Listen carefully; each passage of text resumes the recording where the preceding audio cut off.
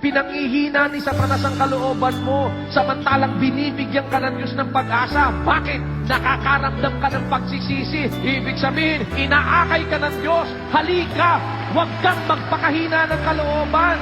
Sino pa kaya, mga kapatid, ang higit na nakakaalam ng balangkas ng bawat isa sa atin, nakakatarok ng ating mga puso, nakakaalam ng ating mga kahinaan, nakakaalam ng lahat ng bagay sa ating mga buhay. Hindi ba ang Diyos na lumikha sa ating mga magkakapatid? At kung siya'y nakakaalam yan, hindi ba lalo na dapat nating asahan na higit na makakaunawa ang Diyos na mapagmahal sa ating mga kahinaan, sa ating mga pagkukulang at mga pagkakamali?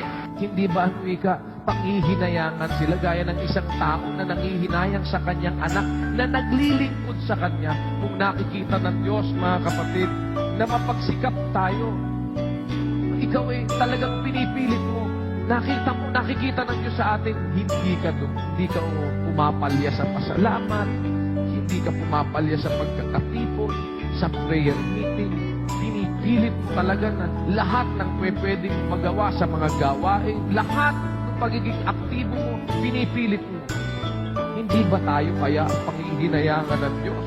Gaya ng isang nanghihinayang sa kanyang anak na naglilingkod sa kanya.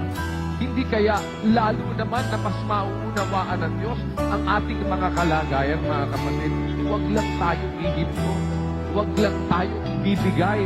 Huwag lang natin ialis sa ating puso ang pag-asa na may Diyos tayong mapagmahal. In the first place, mapagpahinuod ng Diyos. Dapat natin maisip palagi. Sabi nga doon sa ikalawang Pedro 3 at 9, hindi mapagpaliban ang Panginoon tungkol sa kanyang pangako, na gaya ng pagpapalibang pinalalagay ng iba, kundi mapagpahinuhod sa inyo, na hindi niya ibig na sino man ay mapahamak, kundi ang lahat ay magsipagsisi. Hindi niya ibig na ang sino man ay mapahamak, kung hindi ang lahat ay magsipagsisi.